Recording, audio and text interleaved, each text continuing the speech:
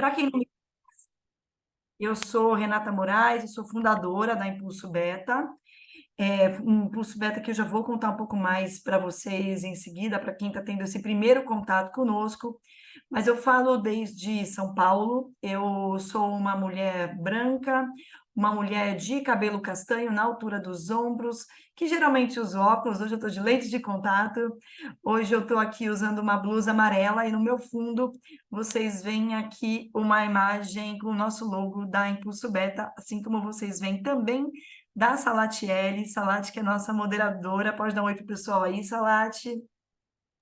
Com certeza, Rei. Pessoal, muito bom dia, muito boas-vindas a vocês. Sou aqui a moderadora desse encontro. Vou estar ajudando aqui a Renata no nível de links aqui. A gente vai ter algumas interações para trabalhar aqui um pouco com vocês. E aí, sejam todos bem-vindos e bem-vindas, bem-vindos também. É isso, sinta à vontade. Bom encontro. Obrigada, Salati.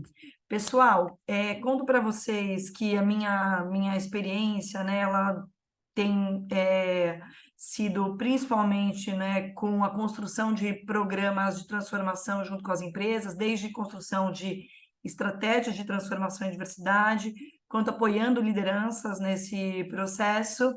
E eu estou dentro dessa discussão, para além de diversidade, de uma agenda de negócios de impacto, né? Então, um pouco do que vocês veem aqui na minha biografia. Bom, eu gostaria também, enquanto eu vou colocar alguns slides para dar um pouco mais de repertório do que é o trabalho da Impulso Beta para quem está tendo esse primeiro contato conosco, quero convidar cada um e cada uma de vocês a compartilhar um pouco de onde vocês estão falando, quem é nosso público que nos acompanha aqui hoje pelo chat. Então, colocando o nome de vocês, só para quem não aparece aqui por escrito, porque senão já aparece direto o nome no Teams, se você tiver bem nomeado aqui. No Teams, não, perdão, no Zoom a gente está hoje. Estou sempre migrando entre as plataformas. Então, seu nome, a área, a empresa em que você atua, né? Então, para a gente saber, pô, a gente está aqui com pessoas de recursos humanos, pessoas de SG, lideranças que se interessarem em estar aqui para revisar, repensar o seu próprio papel nessa transformação em diversidade. E de onde vocês falam, né? Onde é que vocês estão aqui? Gente, de que cidades, de que regiões do Brasil, de fora?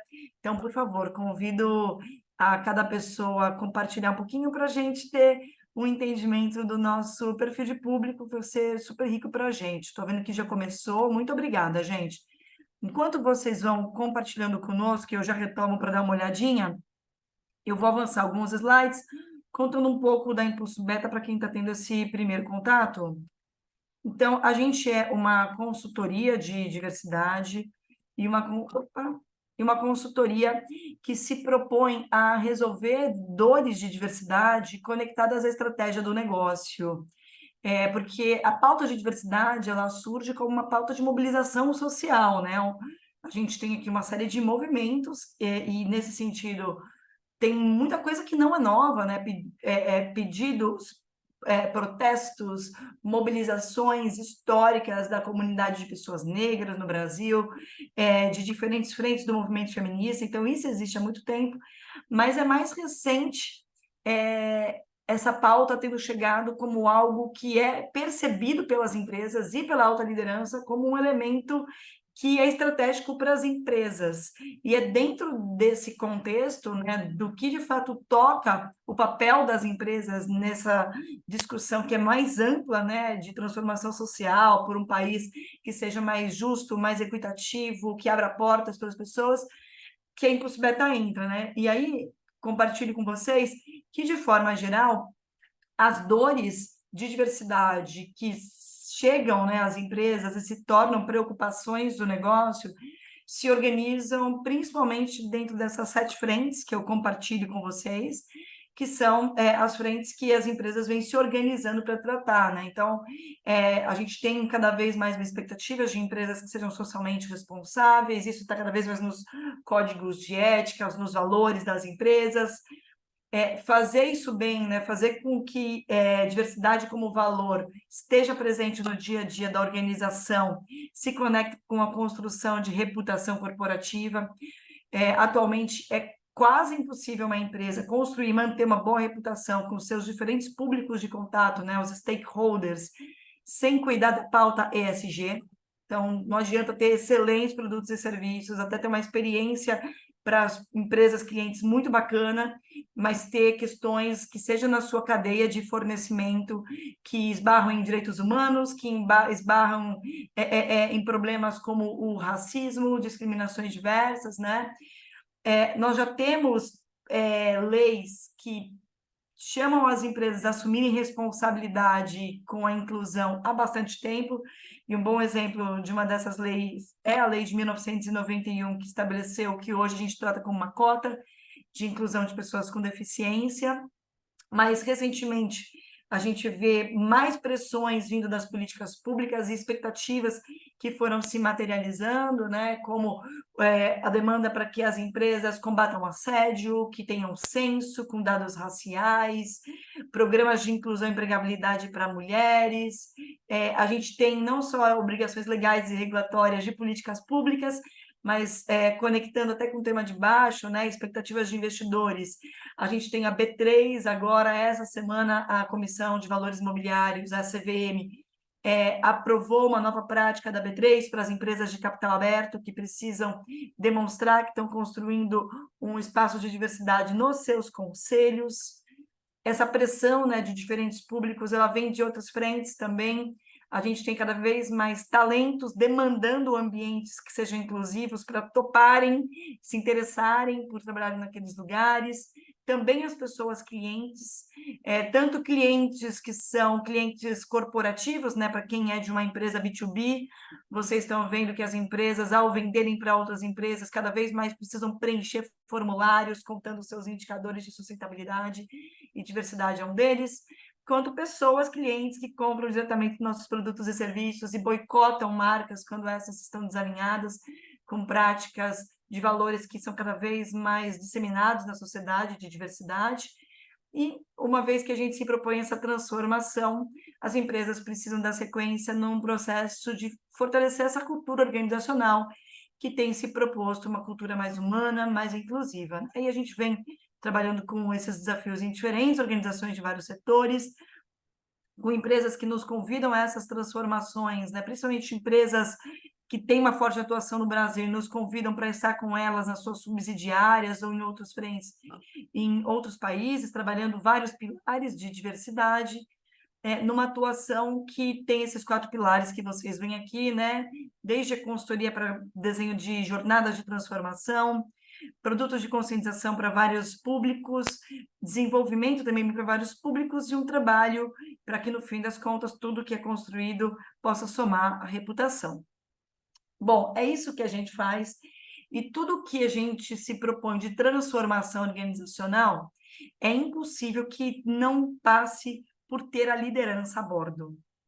Todos os manuais de transformação organizacional, eles são muito enfáticos em dizer que a liderança, em especial a alta liderança, precisa estar a bordo para que a gente seja capaz de mexer nas estruturas da empresa.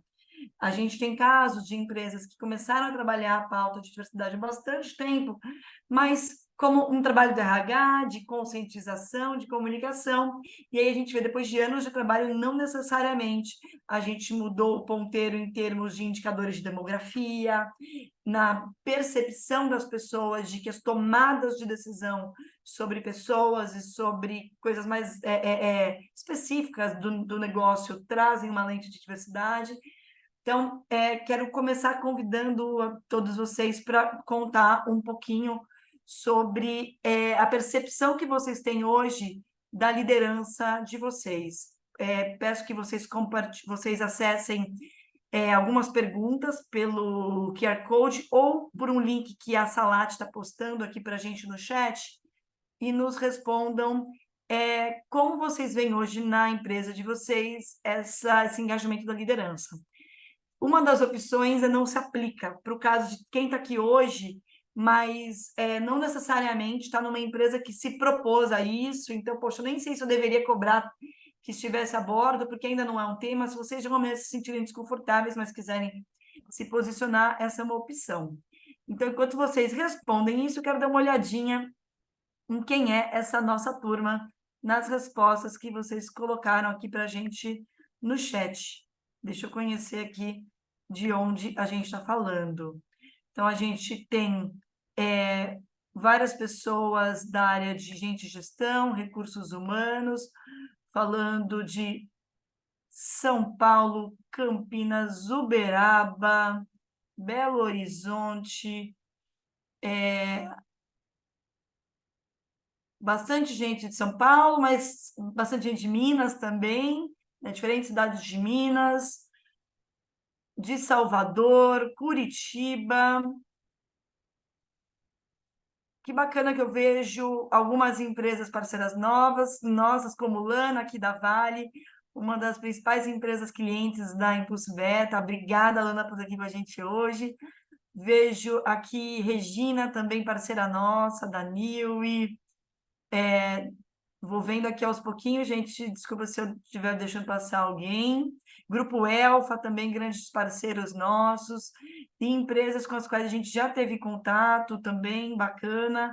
E para quem está chegando pela primeira vez hoje, espero que a gente possa somar aqui em mais insights para vocês, seja no primeiro passo que vocês estejam, ou quem já está aí avançado no tema. Bacana ter pessoas de diferentes áreas, mas quem se apresentou aqui é muita gente da área de gente de gestão, de recursos humanos, né? Obrigada, pessoal, por compartilharem. E agora eu vou pedir ajuda à Salat para a gente ver o que vocês nos responderam aqui sobre as leituras que vocês estão fazendo hoje, sobre o engajamento da liderança de vocês.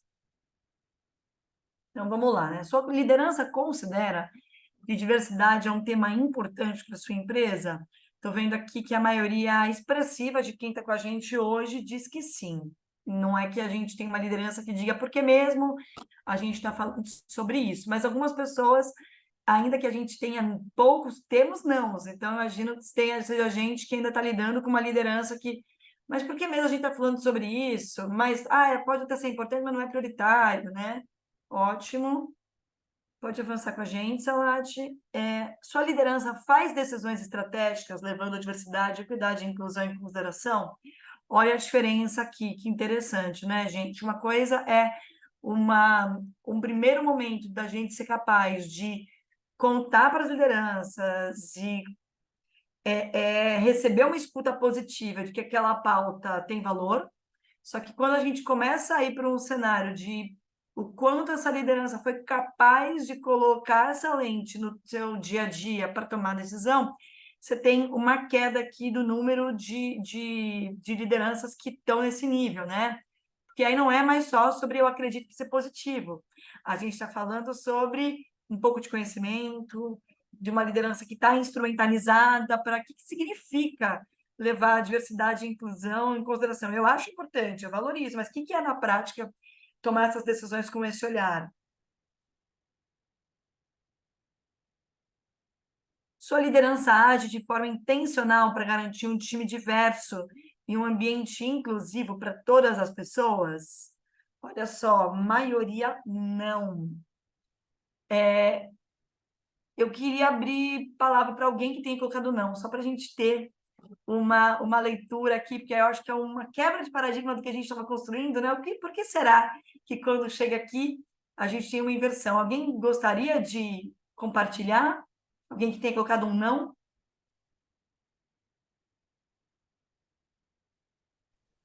Renata, eu posso compartilhar, eu não posso abrir a câmera que eu estou em movimento, mas assim, a minha liderança está super engajada com o desejo, né, de trazer para a pauta, mas, por exemplo, na hora que a gente vai fazer um processo seletivo, e aí eu considero isso intencional, e a gente diz que precisa escolher uma mulher para a alta liderança, a gente ouve que demos oportunidades, mas nenhuma mulher chegou até a final. Isso, para mim, é não agir de forma intencional.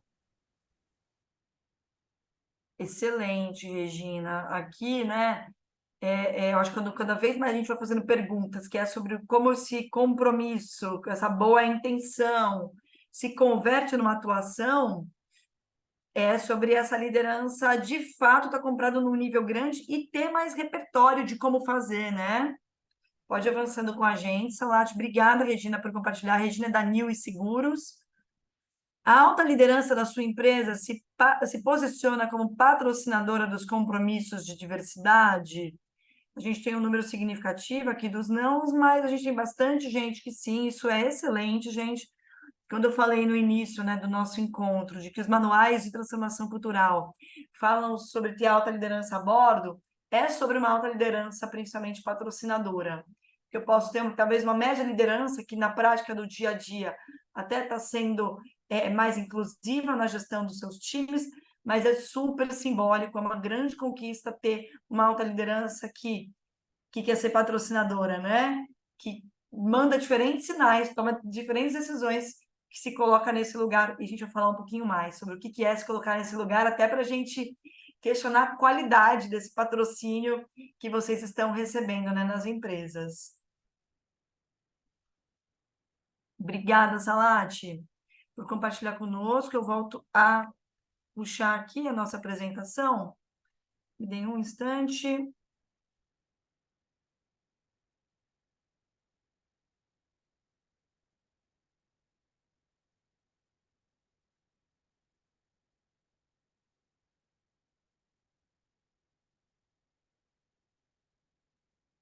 Boa, gente. Vou compartilhar alguns conceitos que norteiam muito a nossa prática de transformação em diversidade e de trabalho com lideranças na Impulso Beta.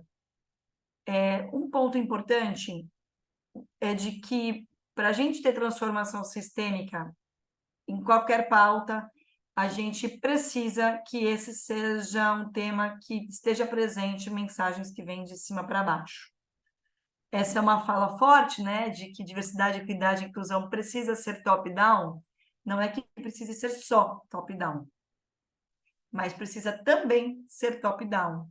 É muito difícil a gente ver transformações efetivas numa empresa que tem a base pressionando por isso, mas uma alta liderança que só vai até a primeira página. Ah, isso é importante, mas não está, de fato, cascateando as mensagens, os processos, né?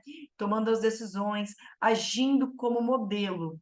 E isso serve, pessoal, quando a gente fala de transformação cultural, para vários temas, né? Isso vale para quando a gente está no meio de um processo de fusão e aquisição, que tem várias mensagens sendo passadas nessa transformação estrutural.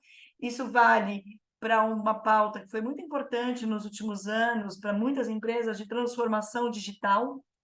Uma crítica que a gente ouve, mas a transformação digital é um papel de uma área, mas não é algo que vem de cima e que permeia o jeito de fazer negócio. Ou inovação. Muitas empresas foram lá e construíram áreas de inovação. Só que seus processos, os seus jeitos de fazer não se permitiram quebrar paradigmas para permitir inovação. Com diversidade é a mesma coisa. Se a gente quer tratar a diversidade como um elemento da cultura organizacional, como uma alavanca de negócios, precisa estar presente nas discussões dessa alta liderança, né? Porque vocês veem até uma aspa aqui embaixo, né, da Gartner, que para quem é de recursos humanos, principalmente, deve conhecer muito. A Gartner é uma grande referência de várias ferramentas, conteúdos que a gente usa nessa área, né? Ações isoladas, né, isso é de pesquisa deles, não tem impacto significativo, né? O que a gente chama de ações isoladas? Podem ser até coisas simbólicas, como vamos cumprir o calendário da diversidade, vamos ter palestra em todas as datas, que é super importante fazer isso, mas não gera por si só essa sensibilização, uma transformação sistêmica, ou podem até ser coisas que têm um impacto e um simbolismo muito forte, como criar um programa afirmativo para trainees de determinado grupo, sejam pessoas trans, pessoas negras. Só que se não tem uma transformação cultural que vá garantir um ambiente inclusivo, práticas de equidade para esses talentos, por mais que algumas ações isoladas pareçam por si só muito fortes e muito simbólicas, a gente não consegue sustentar o impacto, né? Uma outra discussão que a gente vê bastante, mas na Impulso Beta a gente não trata como uma pauta que precisa acontecer em todas as organizações, que tem que ser algo do início da jornada, é a responsabilização dessa alta liderança, né? Sabemos que muitas empresas não querem começar a jornada de diversidade assumindo metas. Entendemos que existem diferentes estágios de maturidade da discussão e, às vezes, tratar metas para algumas culturas possa parecer algo que vai gerar resistências, mas o que a gente sabe é que, no médio prazo, se a gente não assume meta, a gente não avança. E se a gente assume metas que a liderança não é responsabilizada, essas metas não viram metas de verdade também. Porque a gente pode não bater a meta um ano, não bater a meta no ano seguinte, o pessoal está... Pô, mas essa meta aí, né, ela é uma inspiração, na verdade, ela está aí só para nos guiar. E aí perde o conceito de qualquer meta que é construída como algo importante para o negócio. Acho que um ponto importante aqui é essa reflexão de como lideranças são responsabilizadas também de forma tangível para promoverem mudanças de verdade, né? E aí trago alguns dados que são dados que reforçam o quanto é essencial que a gente tenha essa liderança fazendo um bom papel, e dados que falam sobre os desafios de transformações que não acontecem de fato quando a liderança não está fazendo esse papel, né? Tem um dado da McKinsey de que 70% das tentativas de mudança organizacional não são bem-sucedidas por falta de apoio da liderança. E aqui é sobre de mudanças organizacionais de maneira geral, tá? Não é de diversidade. Mas diversidade é um tipo de mudança organizacional, né? Uma das pautas que está dentro. E por quê? O que é essa falta de apoio? De diversas maneiras isso, né? Falas que são contraditórias ao movimento que está sendo dado por meio de projetos. Por exemplo, uma liderança que talvez vai lá super bem intencionada abrir um programa de liderança feminina e tem uma série de falas que são cheias de estereótipos sobre mulheres. Que bom é ter as mulheres, porque a gente sabe que vocês são multitarefas, vocês, mulheres, que embelezam o jardim da nossa empresa, adoro trabalhar com mulheres, porque vocês são organizadas. A gente não estou falando nada que é hipotético, tá? São falas que eu, Renata, já ouvi em programas que eu estava em sala de aula participando de lançamento de programa. Então, assim, podem ser quebras de confiança, de tipo, sério que a gente criou esse programa e a alta liderança acha que a gente está buscando equidade de gênero, não porque a gente está deixando de acessar um pool de talento super de qualidade, mas porque a gente precisa de mais mulheres mães, guerreiras e multitarefas. E tem outras questões, o apoio que vem por meio de falta de grana, gente. Liderança, transformação de qualquer tipo precisa de dinheiro, recursos. E essa falta de recursos, ela às vezes está dentro daquele papo de super importante, mas não está no momento de pôr meta, não está no momento de ter pessoas dedicadas ao tema, não está no momento da gente criar uma área, não está no momento da gente ter esse orçamento, porque é muito importante, mas não é prioritário nesse momento, porque é ano de crise. Então, por trás dessa falta de apoio tem várias questões, né? E aqui, um outro dado de outras pesquisas ao lado, né, do Think Tank Leading Now, que aí é específico sobre os desafios para fazer acontecer um projeto de transformação em diversidade, que dos três principais obstáculos, né, a gente tem nessa quadrinha abaixo quais são esses três principais obstáculos, e a gente vê que dois deles vêm da liderança, né? E, inclusive, o que não está diretamente ligado à liderança está indiretamente ligado à liderança. Quais são esses obstáculos? Líderes que diminuem a importância das iniciativas, atitudes prejudiciais da maioria dos cargos de liderança e o tema não ter alcançado o nível de ser uma iniciativa da empresa como um todo. Se você pensa por que não alcançou o nível de ser uma iniciativa da empresa como um todo, de quem seria o papel de garantir que isso acontecesse no sentido de comunicação, recursos, criar instrumentos para isso? Também da liderança. Alguma coisa que chama a atenção de alguém que queira compartilhar aqui com a gente, quando a gente fala aqui desse desafio de fazer acontecer se não tem a liderança a bordo? Alguém que queira abrir a câmera ou até mesmo pelo chat compartilhar aqui conosco?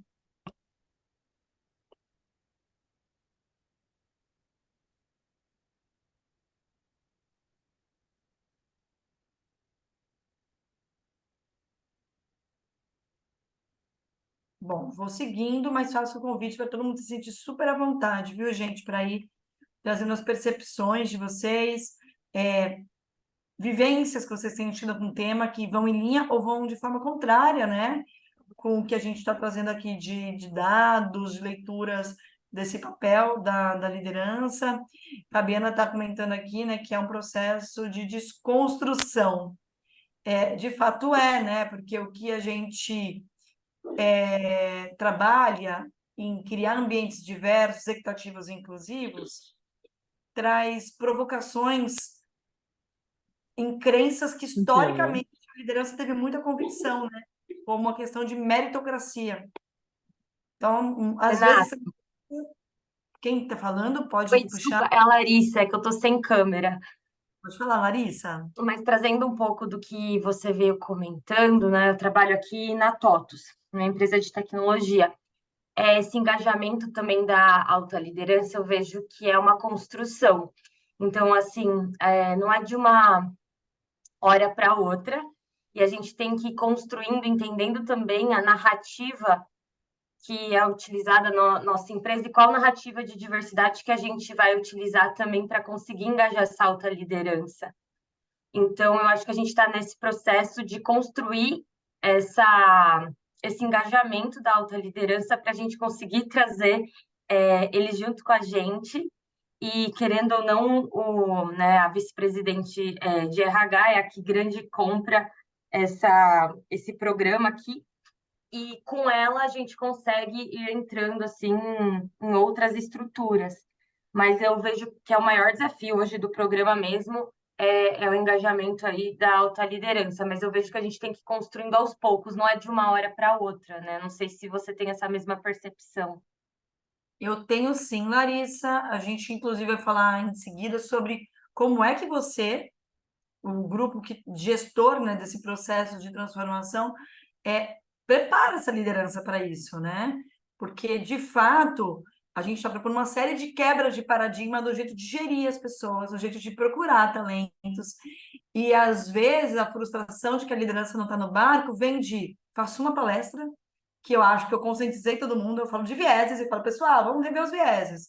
Aí, dali a 6 meses, o jeito de contratar está da mesma maneira, as lideranças seguem falando comentários sem se dar conta que eles são comentários que rotulam, que estigmatizam, e ele fala, putz, que frustração, mas realmente é um processo que tem ali uma série de desconstruções. Estamos investindo em instrumentalizar essa liderança? Estou super alinhada contigo e a gente vai falar um pouquinho de algumas boas práticas para conseguir apoiar a liderança nessa virada de chave. Lana também levantou a mão, Lana da Vale. Bom dia, pessoal. Acho que a Rê conhece bastante aqui a nossa trajetória dentro da Vale. A gente,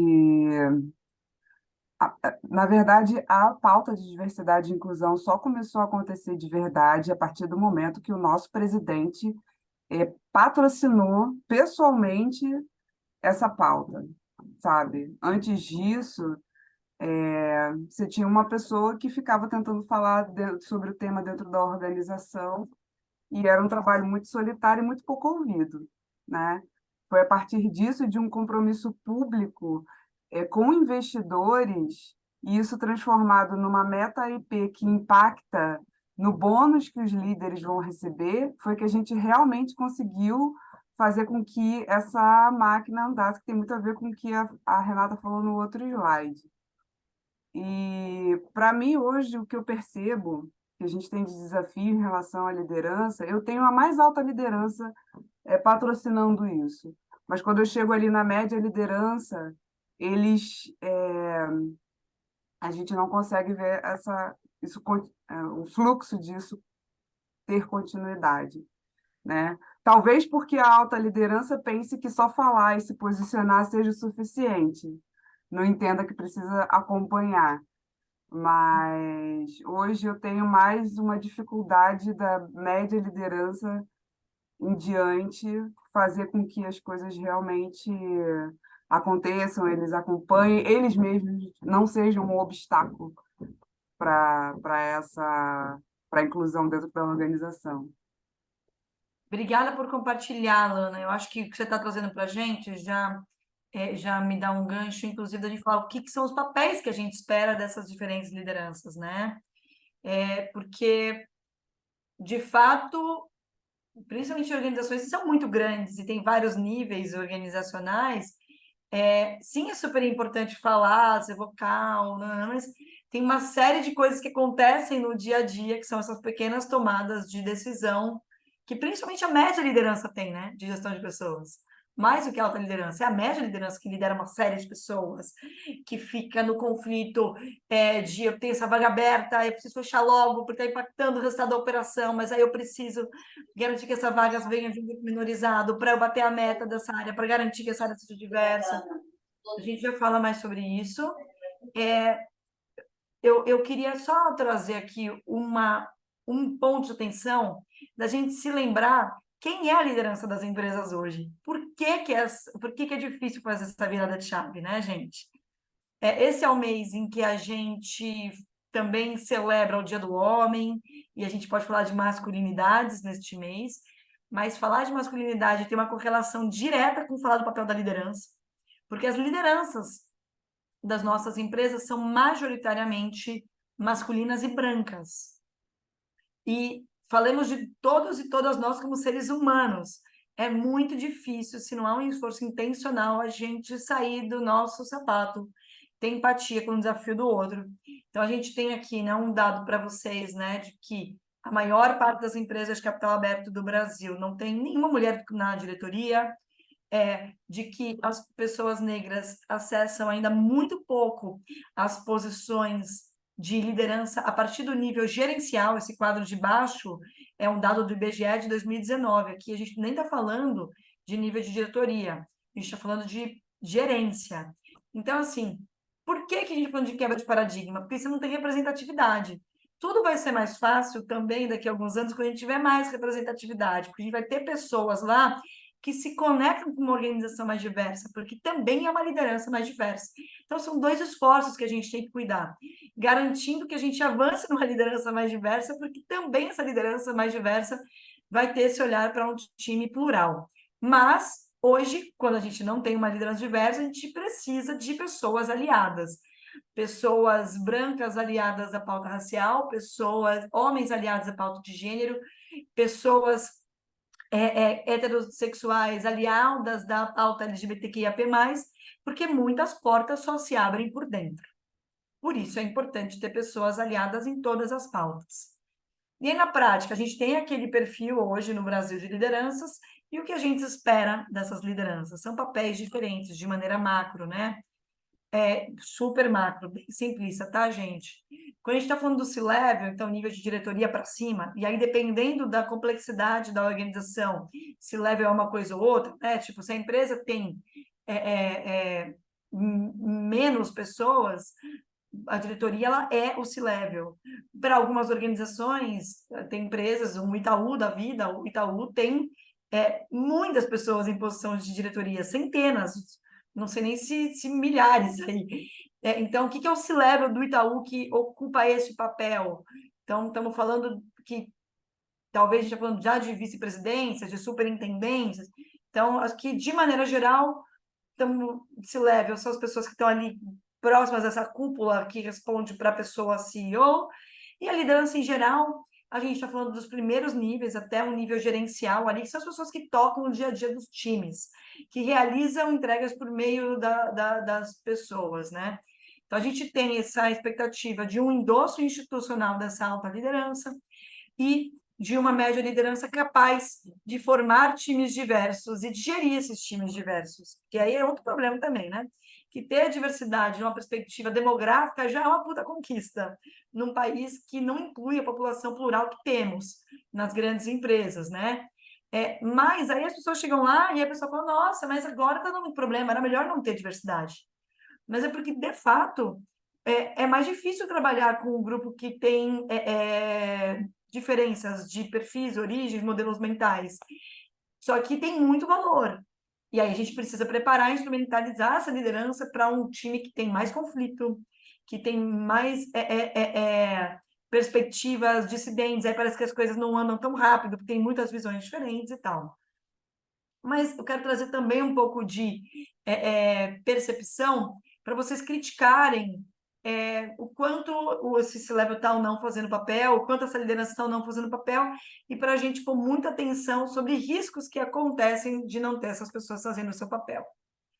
A gente tem aqui, eu trago por meio de 3 notícias diferentes, um único caso, que é o caso do Nubank, empresa que vinha trabalhando a diversidade, mas não no nível estratégico e com o nível de endosso, conhecimento, patrocínio da alta liderança, como a gente percebeu há 3 anos atrás no Roda Viva, quando a Cristina Junqueira estava ali dando entrevista, foi questionada, teve um deslize que foi numa fala de um fortíssimo simbolismo para a comunidade negra, e aquilo coloca em xeque toda a estratégia, que já existia uma estratégia, que era uma boa estratégia, não tão robusta e estrutural, mas já existia, mas essa fala faz parecer que o que era feito até então era meio pro forma, para surfar na onda, mas não era estrutural. Porque quando você ouve uma fala da alta liderança da empresa dizendo que não pode baixar uma régua, por trás disso tem um monte de crenças que parece que a alta liderança não acredita de verdade que isso é bom para o negócio, né? E aí, quando a gente está falando da média liderança, né, quando essa média liderança não faz papel, aí eu trago aqui alguns exemplos, né, de como a gente pode estar fazendo avanços que são legais, mas aquilo vai para o ralo, né? A gente vai lá e trabalha num pipeline para as posições, um pipeline que seja mais diverso, né? Pessoas candidatas de diferentes origens. Então, melhoria do processo de RH, né? A área de recrutamento e seleção vai lá, trabalha, mas chega ali na reta final, a liderança fala, não gostei, vi e tal, mas como disse Regina aqui, né? Mas não está tão preparado, não dá para tomar risco. Essa pessoa é diferente de tudo que eu já vi, melhor não. Daniel levantou a mão. Daniel, pode compartilhar. Renata, na verdade é uma pergunta, né? Assim, você já está por dentro do assunto, né? Há mais tempo, né? Com as consultorias e tal. E a gente está vivendo aqui na Vale essa grande transformação também. Mas e aí até um exemplo meu mesmo, né? Eu faço parte do Comitê de Diversidade e Inclusão aqui da minha diretoria. E às vezes eu me pego em uma certa dificuldade de como agir, né? Por que eu falo isso? A minha equipe é uma equipe de saúde. As equipes de saúde, de uma forma geral, elas têm como uma das características que a maioria dos empregados, né, são mulheres. Na minha equipe, por exemplo, 90% das pessoas são mulheres. Dos 64 integrantes, mais ou menos 90% são mulheres. E aí, quando a gente tenta trazer, né, o conceito da diversidade e inclusão para dentro, a gente tenta replicar, né, a composição da sociedade para dentro da empresa, né? E, e nesse movimento, quando eu olho para a minha equipe, me parece um pouco, deixa eu ver que palavra eu posso usar, é um pouco um contrassenso eu trazer mais mulheres para uma equipe que já tem 90% de mulheres, né? Ou seja, se eu quiser trazer diversidade para a minha equipe, na verdade, eu teria que trazer mais homens. Mas quando a gente vê o movimento da empresa como um todo, o movimento é de trazer mais mulheres, que é isso que a gente está buscando, né? Então, na sua experiência, áreas específicas, como a área de saúde, por exemplo, que tem já essa característica, qual é a melhor forma de agir nesse caso? É tentar trazer mais diversidade, às vezes num contrassenso em que a empresa está trazendo, ou não? Qual é a sua visão sobre isso? Legal, obrigada, Daniel. Vou comentar aqui brevemente. Existem alguns redutos, na maioria das empresas, que sempre tem mulheres. Que é área de RH, muitas vezes área de marketing, áreas associadas ao cuidado, como é o caso da área de saúde.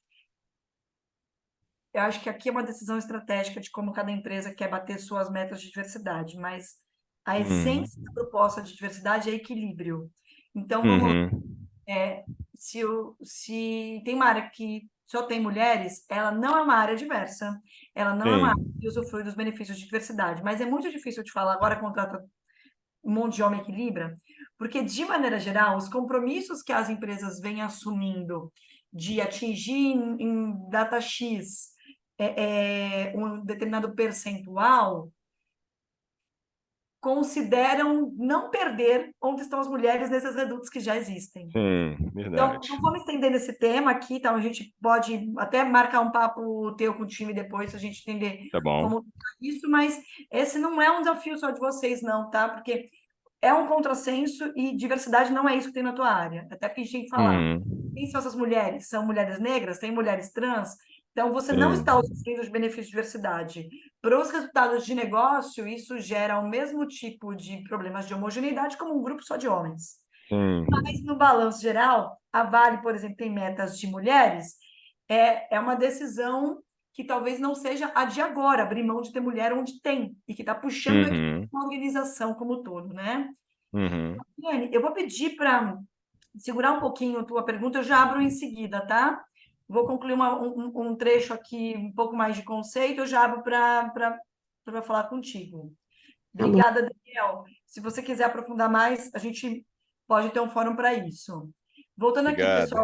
pessoal, que isso? Ao papel dessa média liderança, né? No fundo, se a gente vai criando processos numa área de diversidade, como ações de diversidade, recrutamento, mas não tem esse elo da liderança que faz aquilo ser verdade no dia a dia das empresas, das pessoas, começa a ter um cheque de credibilidade mesmo, né? Então, um exemplo de ações de diversidade. Você vai lá, chama uma pessoa para fazer uma palestra, e aí você tem a liderança falando, ai, que legal, e tal, fazendo uma piadinha daquela ação. Ou no mês que se celebra perdão, o Dia Internacional da Mulher, tem as falas estigmatizadas. Ou aqui, enxugando gelo, a gente contrata pessoas diversas, elas batem e vão, batem e vão, batem e vão. Porque o ambiente não é inclusivo, o ambiente é de assédio moral ou sexual.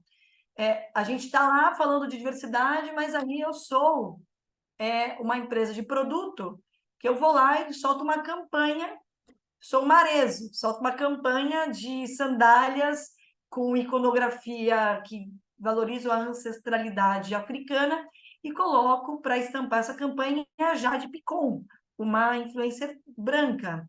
Como será que isso bate dentro de casa também, não só para o mercado, né? Foi também uma decisão crítica para o negócio que parece que não levou isso em consideração.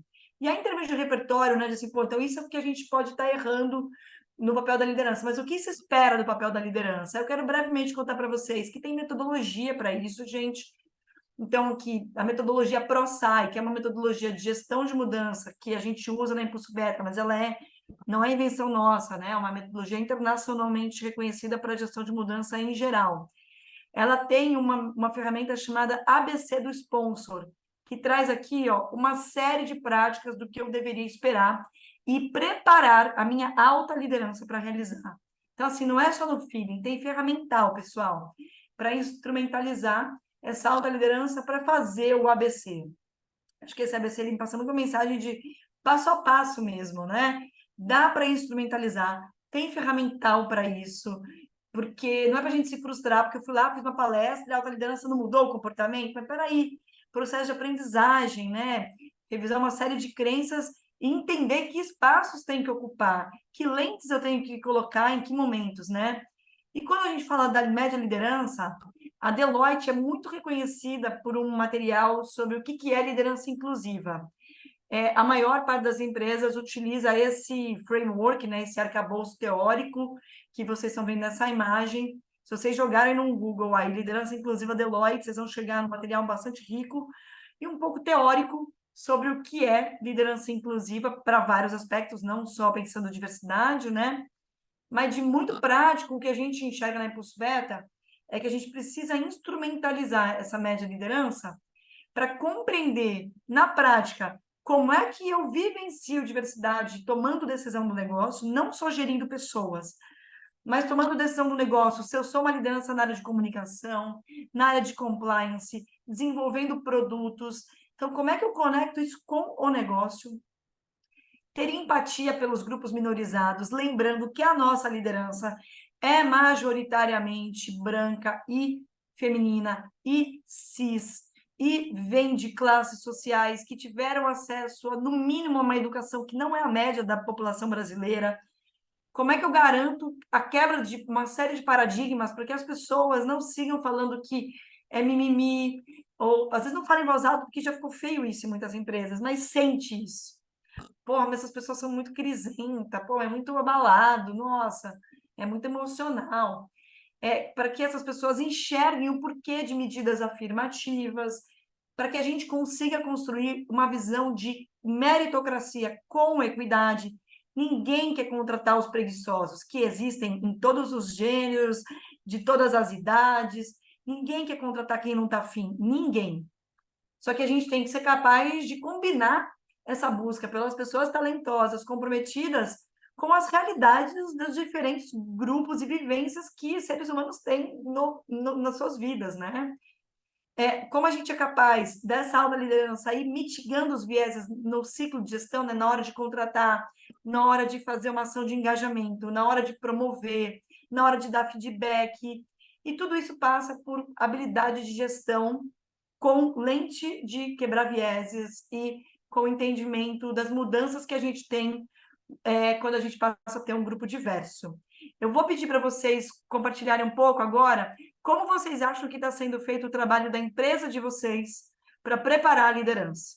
Enquanto vocês fazem isso, eu vou chamar a Flaviane aqui, que havia levantado a mão para uma pergunta, e vocês vão respondendo para a gente como é que está esse processo de desenvolver essa liderança. Por favor, Flaviane. Ei, Renata, bom dia. Primeiro, obrigada, o conteúdo está sendo maravilhoso, né? Acho que desperta aí para várias reflexões, insights. Na verdade, era só um comentário sobre o ponto que o Daniel trouxe, mas eu acho que você amarrou muito bem. E só para acrescentar, eu sou de uma empresa de saúde, né? E a gente percebe que sim, nós somos a maioria, o quadro é composto maioria mulher, mas a gente precisa também entender em quais posições essas mulheres estão, né? Elas estão geralmente em cargos de base ou elas estão em média e alta liderança, né? E quais outras diversidades? A gente tem mulheres trans, né? Que é um outro recorte também que a gente precisa pensar e avaliar. Então, LGBTQIA+, mulheres pretas, mulheres que são pessoas com deficiência. Então, a gente precisa ter esse olhar amplo para a diversidade nesse sentido. Era só para contribuir mesmo, tá? Obrigada. Excelente isso que você trouxe, Flaviana. Muito obrigada. Acho que esse conceito que você e outras pessoas trouxeram no chat da interseccionalidade é cada vez mais importante, né, para a gente trabalhar a diversidade, porque senão a gente está com um pouco de telhado de vidro, né? Toda vez que eu começo a contratar um determinado grupo, é comum que a gente contrate esse determinado grupo em lugares de conforto que a empresa se conecta melhor, né? Então, a empresa que começa a ter mulheres em posições de liderança tende a contratar primeiro as mulheres que historicamente ocuparam esse espaço, que são as mulheres brancas, né? Então, acho que excelente o ponto da gente colocar essa lente de interseccionalidade para a leitura que a gente faz. Pessoal, eu parei de compartilhar porque eu quero ver as respostas que vocês trouxeram agora, e a Salat novamente vai apresentar aqui para a gente, de como vocês estão apoiando a liderança das empresas de vocês.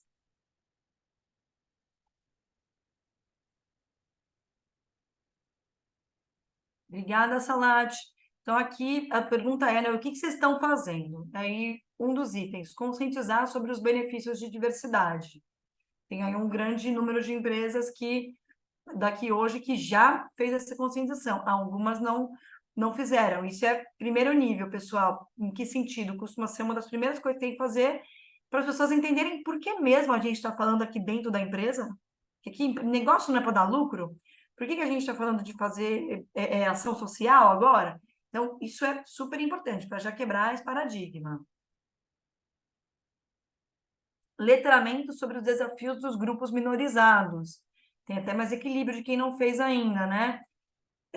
Como é que a gente quer que as pessoas entendam ações afirmativas ou atuação intencional se elas não reconhecerem que a gente vive num país que tem um racismo estrutural fortíssimo, que o machismo está presente todos os dias de qualquer mulher, que é um país que mata pessoas transexuais, e os números dizem isso. Porque é muito frequente as pessoas fazerem leituras do todo por meio de experiência pessoal, se eu não levo números, que pô, mas tem até a minha esposa, que ela é uma mulher super aguerrida, conseguiu chegar na liderança, eu vejo que ela trabalha pra caramba, acho que as outras mulheres que não chegaram na liderança é porque elas não se esforçaram. Porque, ó, tem o exemplo da minha esposa, que fez isso e se esforçou.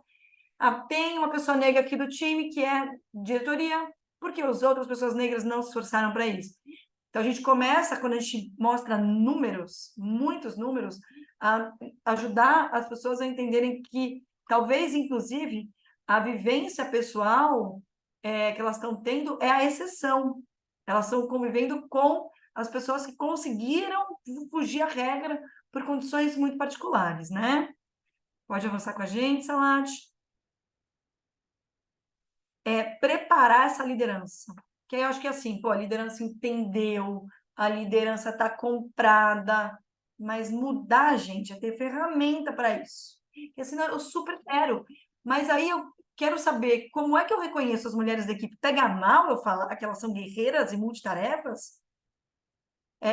Assim, eu entendi, eu não quero ser misógino, mas eu não sabia, eu achei que era elogio. Poxa, pega mal eu falar para elogiar que as pessoas negras devem dar muito orgulho para sua família, considerando o histórico de onde elas vieram? Pega mal, porque você nem conhece essa pessoa negra, porque você está supondo que ela vem de uma família pobre. Você conhece a história daquela pessoa? Mas é isso, assim, falta repertório, muito repertório. Poxa, eu quero fazer uma ação para reconhecer esse meu time. Por que eu não posso marcar o reconhecimento hoje mesmo no happy hour às 8 da noite? O quanto eu estou sendo inclusiva com as pessoas que têm responsabilidades familiares? Outras responsabilidades existem também, mas esse costuma ser uma crítica muito grande de todos os grupos de afinidade de parentalidade. Né? Como é que eu faço? Onde eu enfio minha mãe idosa, meu filho que está me esperando buscar na escola hoje para ir celebrar? Então, essa liderança precisa também ter repertório dos comos, né? Pode avançar mais com a gente, Salati. Eu contei para essa liderança que eu espero que ela nos ajude a coibir discriminação, assédio. Ela sabe o que é assédio? Que é hoje uma pauta que vem de política pública, né? Porque, historicamente, era normal elogiar. E aí algumas pessoas estão aí achando que estão elogiando, mas, na verdade, elas estão assediando. O líder fala de que ser contra o assédio, mas a líder está percebendo que ele é assediador.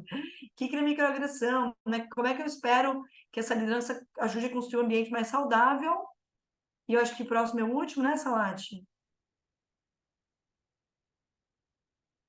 E atuar como porta-voz. Isso é o que a gente tem menos visto com vocês, então, aqui, né? Eu preciso preparar as pessoas para falarem, né? Por isso, há muito tempo, as assessorias de comunicação têm um produto que chama Media Training, que prepara as pessoas para falarem em nomes das marcas. Mas a gente está dando nuances sobre o tema de diversidade para essas pessoas serem capazes de falar bem interna e externamente. Eu não estou falando de uma média de liderança, mas principalmente quem fala institucionalmente em nome da organização. Que hoje não é só quando a pessoa vem numa palestra de diversidade, ela está lá numa palestra, numa feira de carreira com pessoas estagiárias. E alguém levanta a mão e pergunta: como é na empresa de vocês a diversidade? Porque eu vi que o time de vocês está no stand e só tem pessoas brancas. Como é que essa pessoa está pronta para lidar com esse tema que aparece no contexto que ela não estava preparada? Pode tirar aqui, Salati. Eu acho que essa é a ideia, tá, gente? Da gente se provocar em oferecer instrumentos. E eu quero não só fazer provocações, mas terminar, né, pegando nossos últimos 2 minutinhos aqui, para contar para vocês algumas boas práticas de como é possível, né? Como é que a gente pode, né, preparar essas pessoas. Trago alguns cases muito legais para vocês, brevemente. Então, quando a gente fala de preparação de sponsors, quero contar de um trabalho que a gente tem feito hoje com todo o C-Level do grupo ADO, que é um grupo que tem várias marcas de varejo mundo afora, e no Brasil atua com a marca Leroy Merlin, com a marca Obra Max. A gente está preparando pessoas de diretoria para cima, até nível de CEO, para essas pessoas conseguirem conectar a diversidade com tomada de decisão do negócio e para essas pessoas fazerem o ABC do sponsor. A gente trabalha de maneira muito customizada no que eu chamo assim de roadmap do sponsor. O que que eu tenho que fazer na prática? O que que é esperado de mim? Rodas de conversa, talvez o momento não é de responsabilizar ainda, de falar, faz isso, é isso que eu preciso de você como sponsor, mas quebrar uma série de paradigmas. E o que é efetivo com a autoliderança é mais um modelo de roda de conversa do que de palestra, porque é um nível organizacional que chega lá, só despejando conteúdo, dizendo precisa isso, precisa daquilo, não engaja. Essas são as pessoas que decidem. Você tem que envolvê-las, escuta, espaço de confiança para a pessoa falar em voz alta. Eu estou com medo dessa empresa deixar de prezar o talento. Estou com medo disso, que a gente tem que entregar resultado. Já estamos num ano difícil agora, sério que já está difícil preencher vagas e a gente tem que se preocupar com isso. A gente precisa de um espaço de confiança para as pessoas aventarem os seus receios. Isso a gente faz muito aqui nessas rodas de conversa. E media training. A gente vem preparando grupos de empresas que já estão numa fase que elas sentem que elas precisam se posicionar, ou que até já tiveram momentos críticos por ter gestão de crise, que precisava daquele momento, tomada de decisão e a liderança não sabia como lidar com aquilo, a alta liderança, tá? Ou falas que comprometeram resultados de projetos. E quando a gente vai para a liderança inclusiva, coloco aqui também algumas das empresas que a gente vem trabalhando em diferentes frentes, seja de conscientização, seja de desenvolver habilidades, ou de ir oferecendo guias, né, guidelines, orientações, pacotes de ferramentas para que essa liderança entenda o que se espera dela no dia a dia. Mas o que é recrutar de maneira diferente? Como que eu poderia fazer feedback de maneira respeitosa, assertiva e inclusiva com um time diverso? Poxa, que é ser uma liderança inclusiva? O que é microagressão? Que negócio é esse de por que tem esse tal de pacto de branquitude? Deixa eu entender um pouco o conceito. Tem empresa que acha que tem que entender conceito para essa liderança ser comprada, né? Então, aqui, outras coisas que a gente pode fazer para conscientizar e instrumentalizar e definir parâmetros das expectativas que eu tenho com esse grupo. Pessoal, a gente chegou no nosso tempo. Eu tenho tempo aqui se a gente quiser seguir um pouco discutindo, quem quiser, mas vou liberar todo mundo que tem uma agenda e precisa sair rigorosamente às 9h30. Mas agradeço muitíssimo o tempo de vocês aqui conosco. Obrigada também a quem pôde trazer um pouco de vivências que enriqueceram a nossa troca. E deixo o nosso contato, não só para quem tem algum interesse comercial, mas para quem tiver alguma dor que a gente não explorou aqui e que a gente possa, de maneira consultiva, mais pontual, ter uma conversa em paralelo, tá? Agradeço muito o tempo de vocês e deixo esse convite para a gente poder trocar mais sobre conteúdo e trocar mais sobre soluções que a gente possa desenhar em conjunto.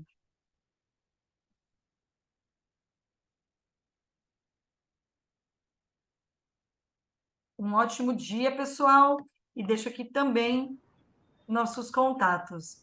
Espero ver mais vocês nos próximos encontros. A ideia é que a gente tenha esses encontros todos os meses, de temas diversos, dos desafios dessa jornada de diversidade, e que a gente possa se encontrar e conversar em outros espaços também. Um grande abraço. Obrigada, Renata. Obrigado, Obrigada. Renata. Tchau.